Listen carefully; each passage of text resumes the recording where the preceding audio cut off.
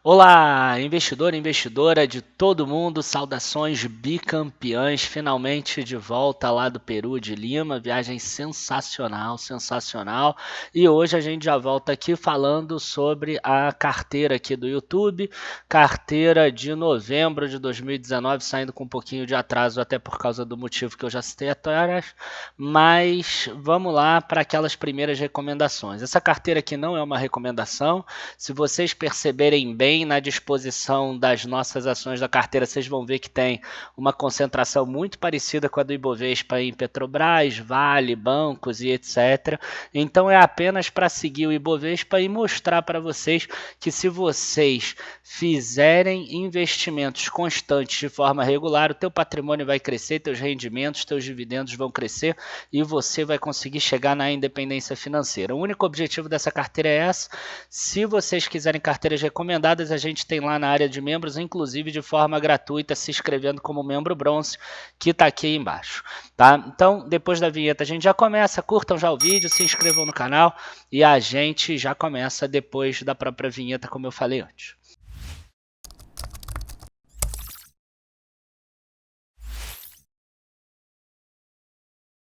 Bom, pessoal, a gente já está aqui e vamos começar logo o vídeo de hoje porque a gente tem muita notícia, muita novidade sobre os ativos que estão aqui na nossa carteira e o primeiro deles é o próprio GGRC11, que é um fundo que a gente tem aqui na nossa carteira já há muito tempo e que no início da semana passada teve a prisão, né, de alguns dos sócios do próprio fundo. Não tem nada a ver com o fundo em si, eram outros negócios, né, dos sócios, e o que aconteceu é que no dia lá na segunda abriu com uma queda muito forte. A gente lá para os assinantes, a gente fez um vídeo, mesmo eu em Lima, de 90 segundos, 1 minuto, 1 minuto e meio, para tranquilizar as pessoas, já avisando que iria abrir com uma queda forte, e como a gente mesmo imaginava, já recuperou boa parte na própria semana passada.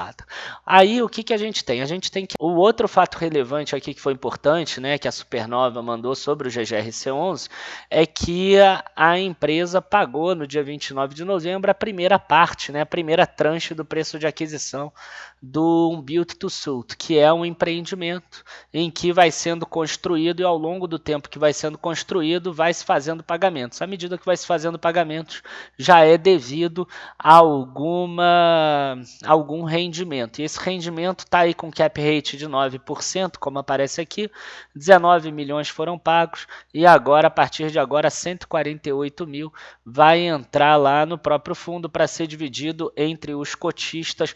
A gente vê aqui que o valor bruto é em torno de 2,2 centavos, isso aí deve cair um pouquinho, deve entrar aí mais 1,9 centavo para os cotistas, tá? Tirando as despesas.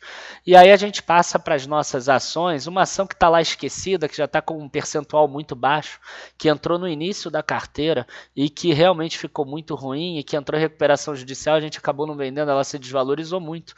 É a própria Saraiva, tá? Talvez seja a pior das ações da nossa carteira, uma ação que hoje em dia eu particularmente não teria, mas como eu disse, essa carteira não é recomendação. Então serve para mostrar para vocês que mesmo que vocês errem uma ou outra opção, que vocês vão acabar errando, não tem problema com relação à rentabilidade da carteira, porque a participação dessa ação acaba ficando muito pequena.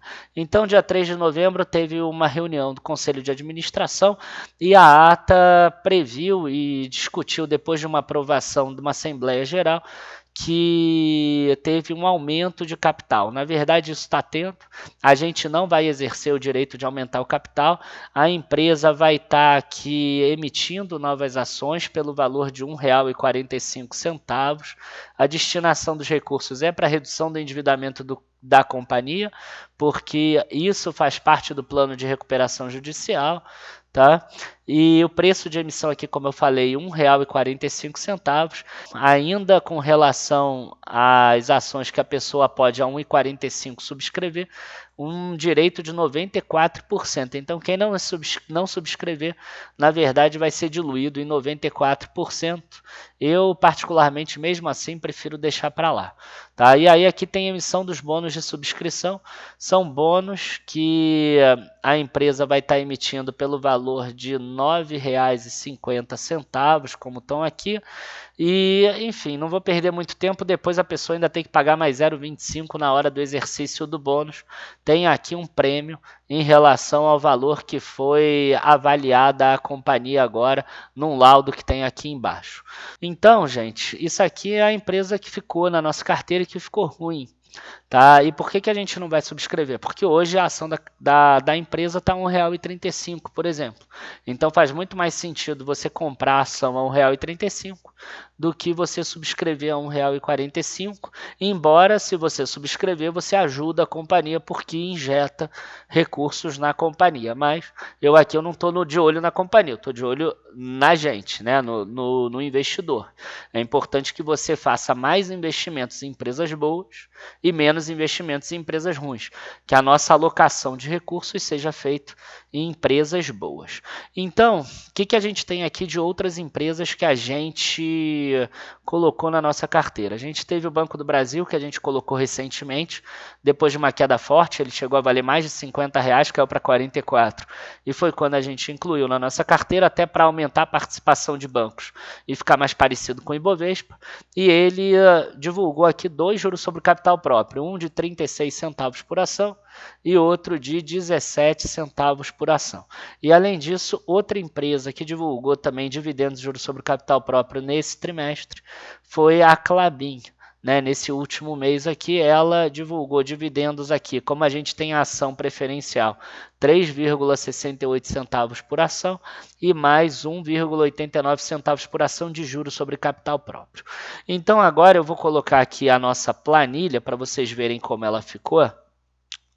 E a gente vai ver aqui, que muitas dessas ações acabaram caindo e outras subindo, porque nesse último mês a bolsa não teve uma variação grande. Ela saiu lá de quando eu fiz o último vídeo de 107.300 pontos para 107.900 pontos.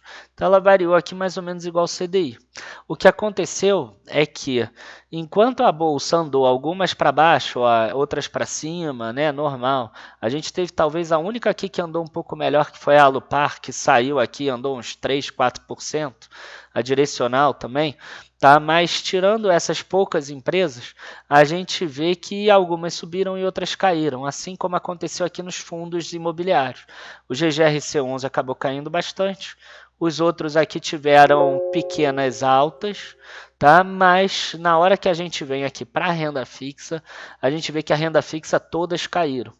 A gente teve uma alta de juros e a gente já tratou sobre isso em relatórios lá na área de membros. Então o que aconteceu? A gente teve uma alta de juros futuros, a gente teve uma queda da renda fixa, mas isso ainda não impactou a bolsa nem os fundos imobiliários. Então o que a gente vai fazer? A gente vai fazer um investimento em renda fixa, porque tinha caído o percentual da renda fixa. Na verdade tinha caído aqui para 20,6%, 20,5%. Então já está aqui com um novo aporte em renda fixa. A gente vai colocar no próprio Tesouro Selic, que a gente já não investe nele há bastante tempo. Não é a melhor alocação, é uma alocação mais para a gente poder esperar os próximos meses. Se tiver uma correção desse juro na bolsa ou em fundo imobiliário, a gente migra esse valor. E aí o que acontece? A gente tem aqui um aumento de Tesouro Selic de 1,11 para 1,35 e o valor da nossa carteira aqui saiu de 302 mil para 306 mil, incluindo o aporte de 2 mil. Como vocês sabem, a nossa carteira ela começou lá atrás, para vocês terem uma ideia. Em novembro de 2016, a gente terminou todas as alocações aqui com direcional. E isso aqui deu R$100 mil no total. Na verdade, aqui 70 mil, mais 30 mil da renda fixa. Foram R$100 mil no total, mais 2 mil todos os meses. Então, quer dizer, a gente já está aqui há 3 anos. E nesses 3 anos, a carteira saiu de 100 mil para 306 mil, 181 mil de aporte e 124 mil de rendimentos entre dividendos e entre valorização mesmo dos ativos. E o que teve de dividendos nesse último mês? A gente teve bastante dividendo nesse último mês em quantidade, mas não em valores, foram valores baixos. Então a gente tem aqui os 4 fundos imobiliários que geraram aqui um dividendo ou rendimento de R$ 278 nesse mês. Tá nada muito diferente. O que subiu muito foi o ALZR11, que saiu de 0,46 para 0,54, por isso as cotas acabaram se valorizando bastante. A gente tem o dividendo de Itaúsa, que é aquele dividendo trimestral. A cada trimestre, né, sempre 29/11, 28/2, 29/5 e 29/8. Ela divulga esses 2 centavos por ação. Então, aqui mais 2 centavos por ação. A gente teve os de Klabin e de Banco do Brasil, que a gente já falou no início, e a gente teve pagamento de alguns desses. Então, quando a gente vem aqui em rendimentos pagos, a gente vê R$ 493 de dividendos pagos. O que eu gosto de mostrar sempre é essa planilha aqui. Acredito que ela mostre bem o potencial que existe de rendimentos. Né? A gente vê que no ano de 2018 a gente chegava no máximo aqui a um pouco acima de 1.000. No ano de 2019 a gente já teve aqui 3 meses acima de 1.500.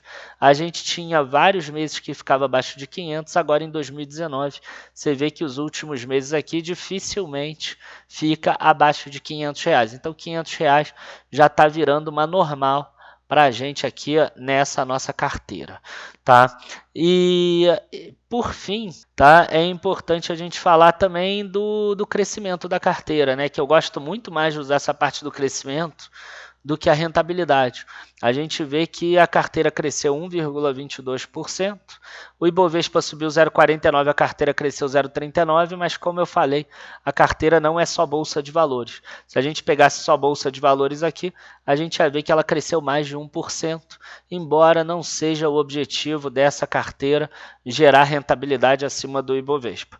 O que fez ela cair foi exatamente a renda fixa, como a gente explicou antes, e como ela caiu, a gente investe nela exatamente para a gente poder, no futuro, transferir para a Bolsa de Valores.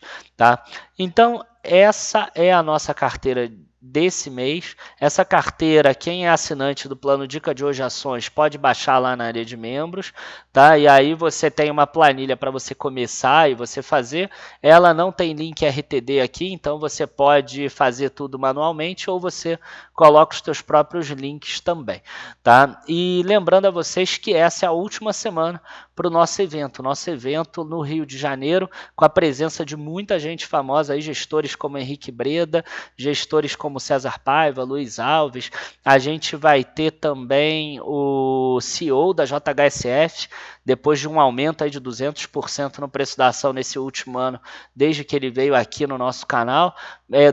Enfim, vai estar lá palestrando também, vale muito a pena, o link está aqui embaixo na descrição do vídeo, não perca a chance. Rio de Janeiro, principalmente quem é do Rio, tá? O valor está bem acessível, aqui embaixo. E, enfim, pessoal, queria agradecer a todos, abraços, e a gente se vê quarta-feira também. Tchau, tchau, não esqueçam de curtir, se inscrever no nosso canal, e até a próxima. Tchau, tchau.